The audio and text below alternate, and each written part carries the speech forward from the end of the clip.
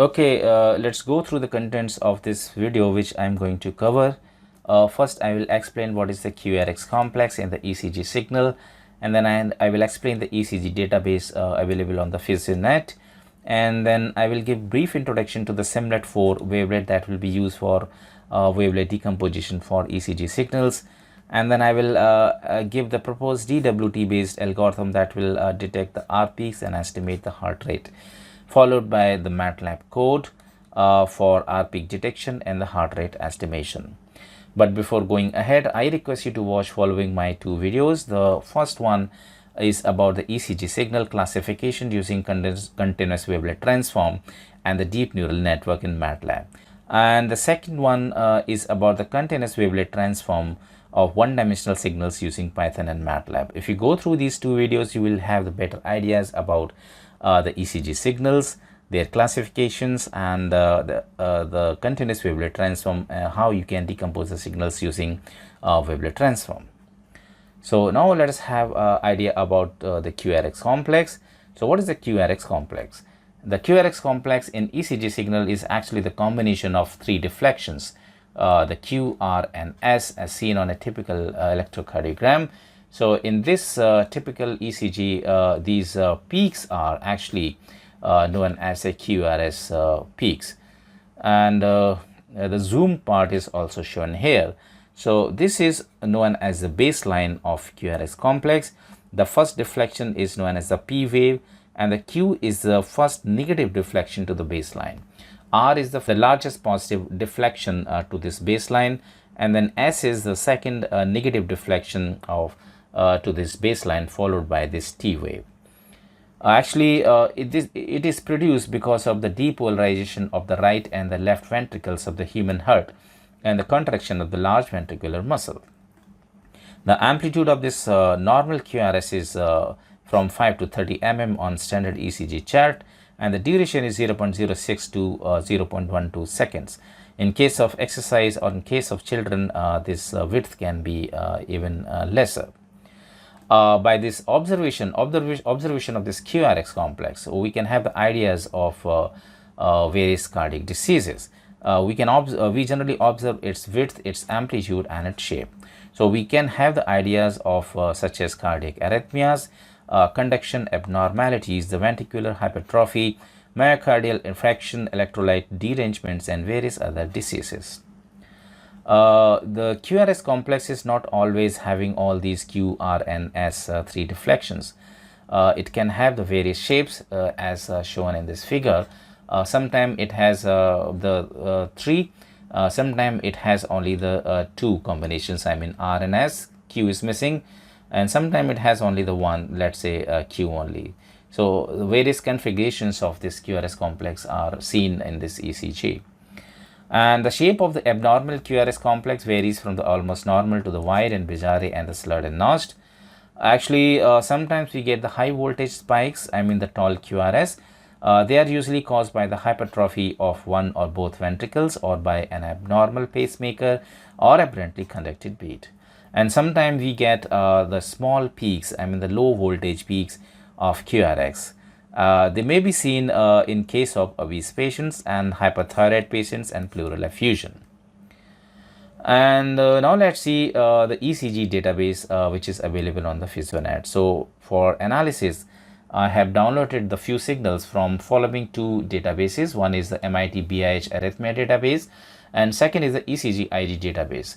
These are available on the PhysioNet, and the link of the PhysioNet is this, which is given in the description. When you press this link, you get the web page from where, if you go to the data, you will have a list of all the ECG databases available on the PhysioNet. So this is the link. You can press this link. It is also available in the description. When you go to a particular ECG database, and if you see that each ECG signal has actually the following three files. So one has an extension .atr, which is known as the reference annotation. Second has the extension .dat, which is the main data file. That means it is carrying your ECG signal information. And the third one is your header file by the extension .hea. It is carrying the information about the patient's its age, etc. So these files can be read by MATLAB using this WFT-based SWIG toolbox for MATLAB, which is available on this web link. It is also given in the description. But it's quite complex to use this toolbox and reading these three files to convert into the .mat. Actually, the one easy way is to use the PhysioNet ATM. So where you can get ECG signal directly in the .mat format, which you can easily read into the MATLAB. So the link to the PhysioNet ATM is this, which is also given in the description. And when you press this link, you get this type of interface. Here with this type of interface, you can select the databases from this drop down list in this input. So when you press it, you get a list of all the available databases on PhysioNet. So you can locate the ECG-ID, which I have used in this case. For example, this is ECG-ID. And from the record, you can select any of the record which is under this ECG-ID database. And from the signal, you can select either all signals of this record or any specific signal such as ECG1. Let's say only ECG1. And then you can select the length of the signal, I mean the 10 seconds or 1 minute or up to the end, I mean the full length. You can specify the time format and data format. And then from the toolbox, again, various options are available. If you choose plot waveforms, you can have the plot of this waveform. So just scroll down, and this is the plot of the ECG waveform which I have selected. Okay, and just go to this toolbox and select that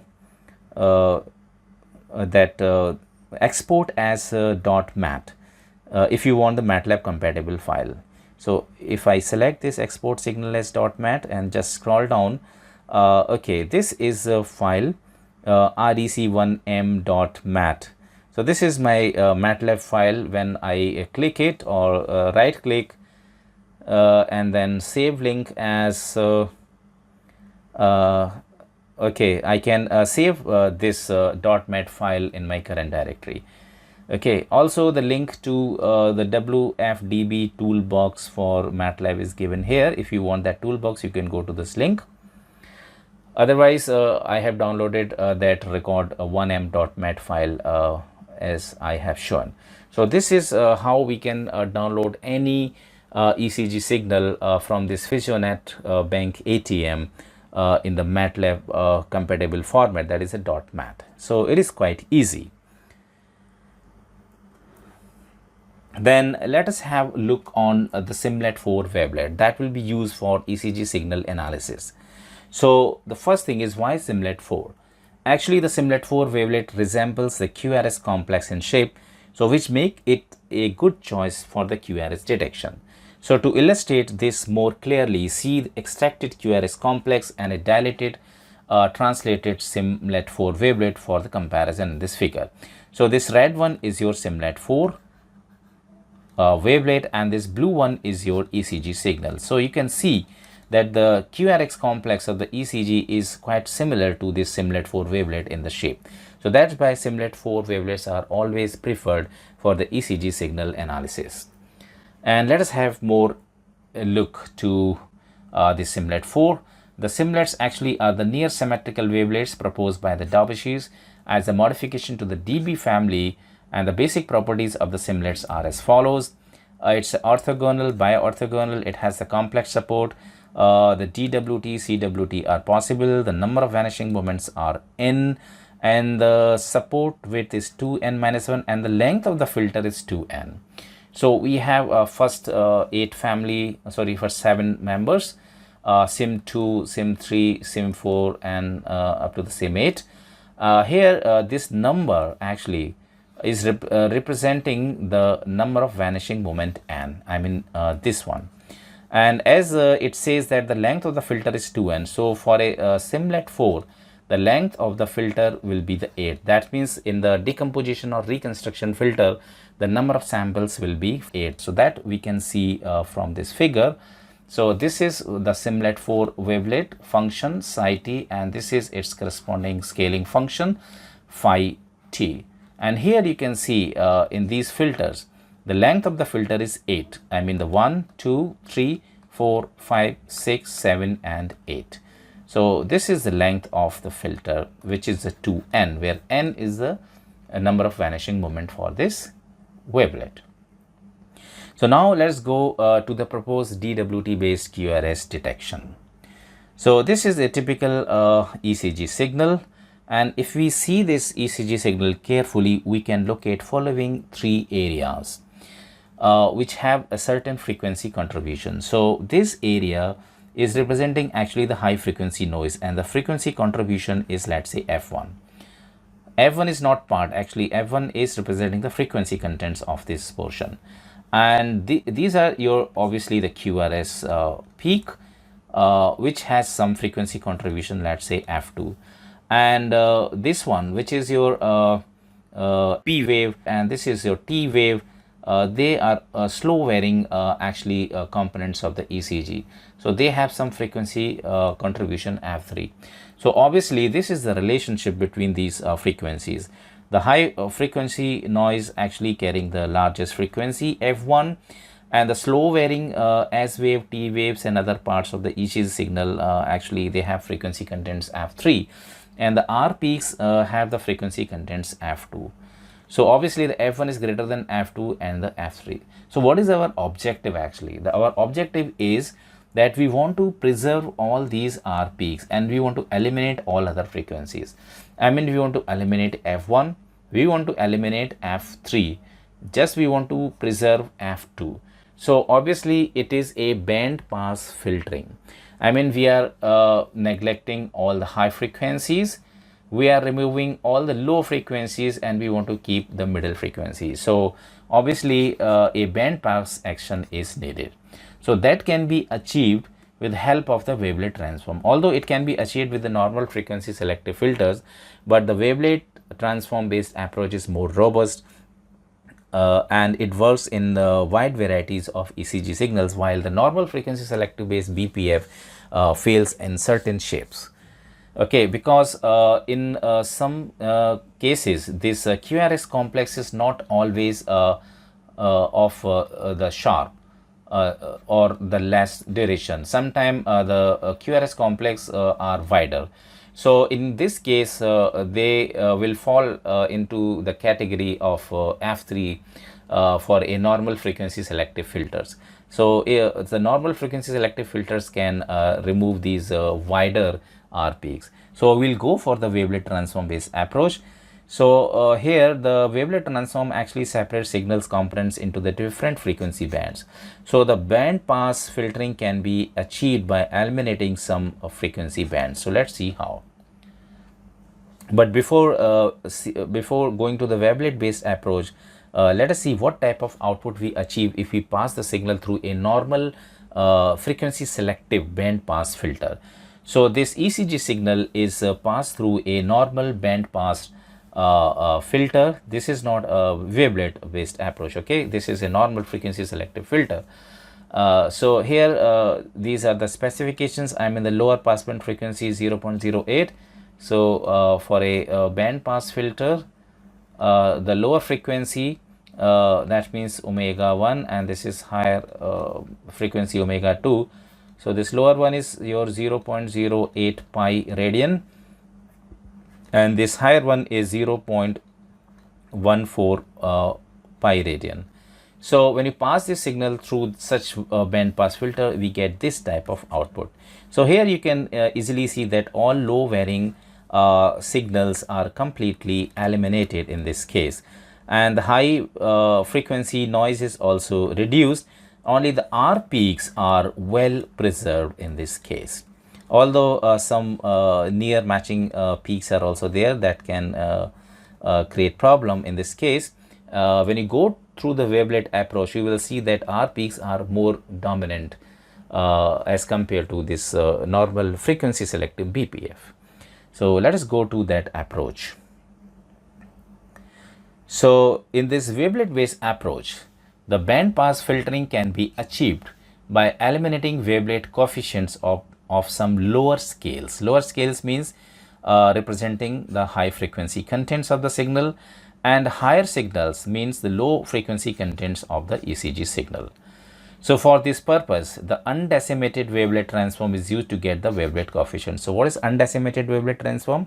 In a normal MRA wavelet transform, the signal are downsampled by 2 after every decomposition level, by which its size reduces at every decomposition level. But in undecimated wavelet transform, the signal length remains same. So it is similar to a continuous wavelet transform, but it's a discrete wavelet transform. So a 4-level decomposition of an ECG signal using SIMNet 4 is shown in this figure. So you can see that this is your ECG signal, and these are your detail coefficients. I mean D1 at the level 1, detail coefficients at level 2, detail coefficients at level 3, and detail coefficients at level 4. And this one is the approximation coefficients at level 4. So obviously, what we will do to achieve the bandpass filtering, the coefficients A4 definitely will not be considered. It has to be removed. Why? Because it is approximation coefficients and it is carrying the all low frequency details of the signal, and we do not want the low frequency detail, as I said. So the A4 is not considered. Similarly, the D1 and D2 will also not be considered. I mean, we will not consider D1 and D2 because they are carrying the very high frequency contents of the signal. So they both will also will not be considered. So only the remaining coefficients are the D3 and the D4. These two will be considered to reconstruct the signal or to achieve the bandpass filtering. So only the D3 and D4 will be considered for BPF effect. So let's see how. So after considering only the D3 and D4, we take the inverse wavelet transform to get our signal back. So when you take the inverse wavelet transform, we get this type of signal. So you can just compare this with the output of a normal frequency selective BPF. It is much better than the previous. So here the R peaks are well preserved, and all the low frequency components are, I mean those P, S wave, P wave, others are completely removed. Noise is also reduced. So this is how we can achieve the bandpass filtering using the discrete wavelet transform. So all the R peaks are well preserved in this case, and from this reconstructed signal with D3 and D4, we can see that R peaks are well represented. And now, with help of some standard peak detection algorithm, we can locate all these R peaks. So if we pass this signal to a peak detector program, it will detect all the peaks of this signal. So all the R peaks of these ECG signals will be counted and located in this ECG signals. Okay. And after that, the number of total R peaks are found. Then with help of this information, we can also find the heart rate. So if suppose this is a 10-second ECG signal, and the total number of R peaks have some values, then obviously we can find the number of R peaks in a minute. So that will represent the beats per minute, I mean the heart rate. So let us see how we can achieve this in the MATLAB. So this is the MATLAB program. So by first executing these lines, a system dialog box appears that will ask you to choose your ECG signal. You can select your ECG signal. So that will be given to this ECG variable, and also we need the sampling frequency of that ECG signal.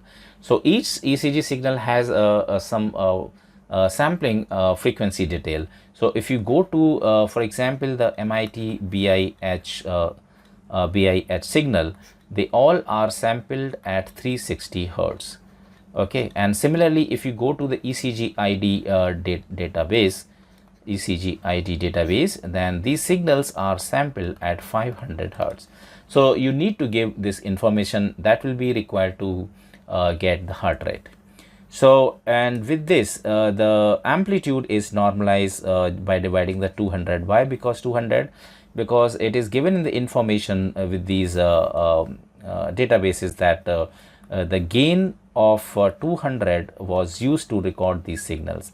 So I have just used this normalization, and the number of samples are generated, and a time vector is generated by dividing the number of samples with the frequency of sampling frequency. Now this is important one. Here we are taking MODWT function, which will compute the 4-label undecimated discrete wavelet transform, 4-label discrete wavelet transform using SIMLET 4. Okay, and with this line, we are actually taking only the D3 and D4 as I explained in the previous slide. So when you execute this MODWT, in the WT you get the A4, D4, D3, D2 and D1. I mean, you get 1, 2, 3, 4, 5, total 5 rows. So out of these 5 rows, as I said, we are not considering approximation coefficients. Okay, we are also not considering these high frequency coefficients. I mean the D1 and D2, we are considering only the D4 and D3. So here we are considering only the 3rd and 4th row of this wavelet transform. So that means we are taking only the D3 and D4. So by taking the inverse transform with this only the D3 and D4, we are getting that signal Y, which has all the low frequency and high frequency removed. Only the R peaks are well preserved.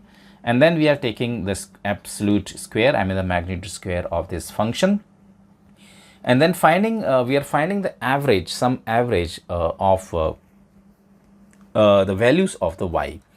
Actually, this will be used as a threshold in an algorithm where we are finding the peaks. So this is the MATLAB function which is available in the signal processing toolbox, find peaks. So this find peaks, when you pass this function, your ECG signal Y along with time t, then minimum peak height means this is the threshold. So each peak will be compared with this threshold. If it is above this threshold, it will be considered, otherwise it will not be considered. Okay, and the minimum peak distance is 50. This is in terms of samples. So actually I am avoiding the false detection if the two peaks are very close to each other. It may be possible because of improper filtering. So only the peaks which are 50 samples apart, they can be detected. So with this function find peaks, we are detecting all those R peaks in that filtered signal.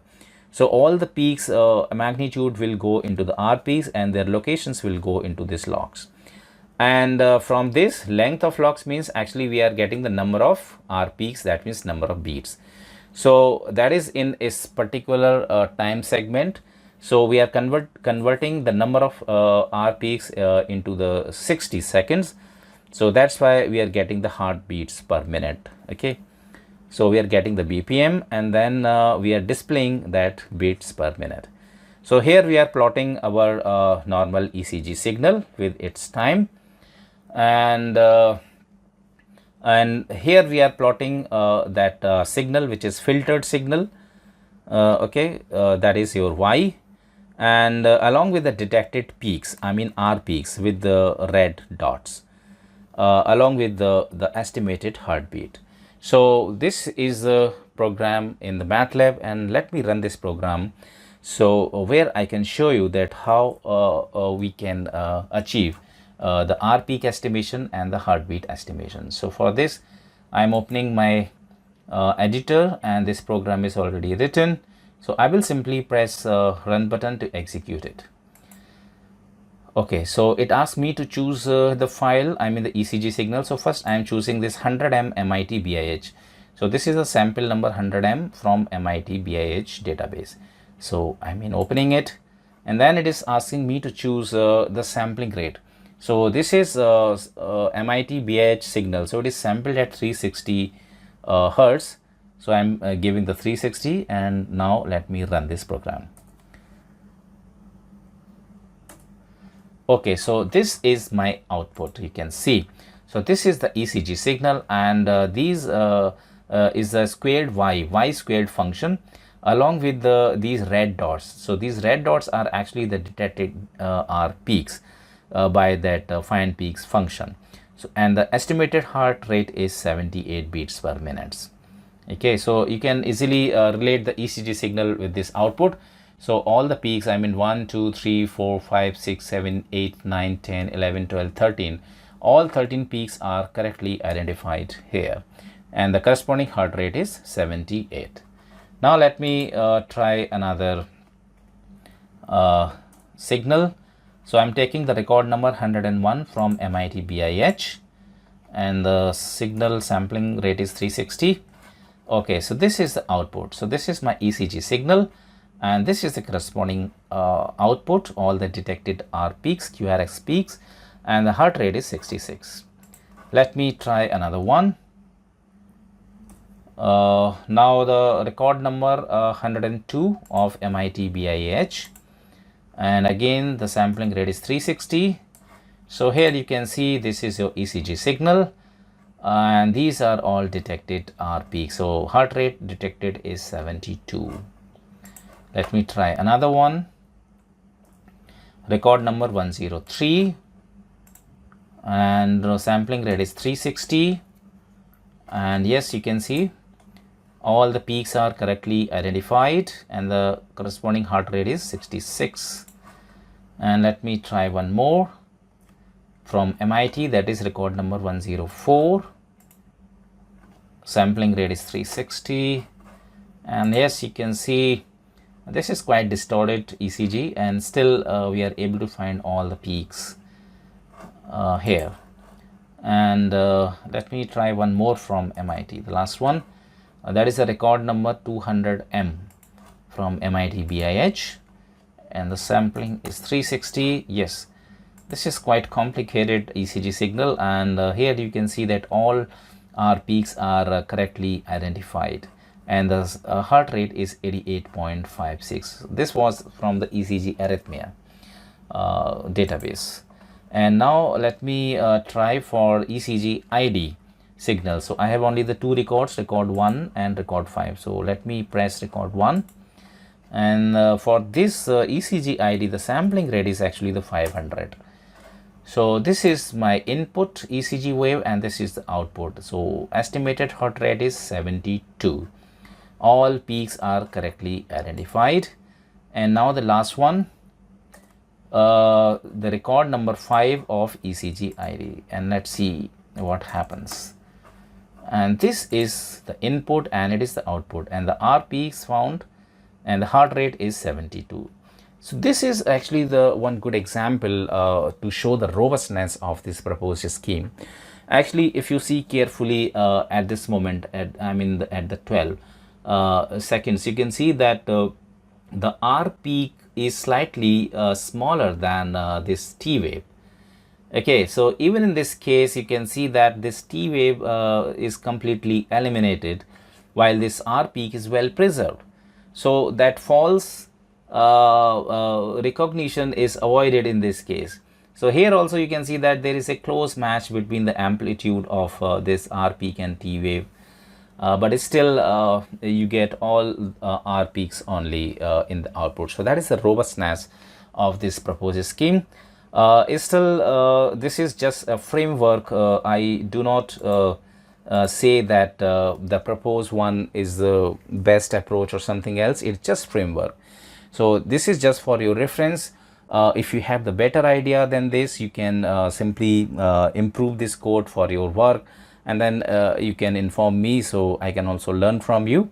So so in this video, we have seen that how the wavelet transform is capable to implement the band pass filtering sort of things with for the ECG signals, and how we can actually preserve the R peaks, I mean the QRS peaks in the ECG signals, while we have suppressed the high frequency noise, and we have suppressed the low frequency T waves, S wave, etc., all other slow varying signals in the ECG.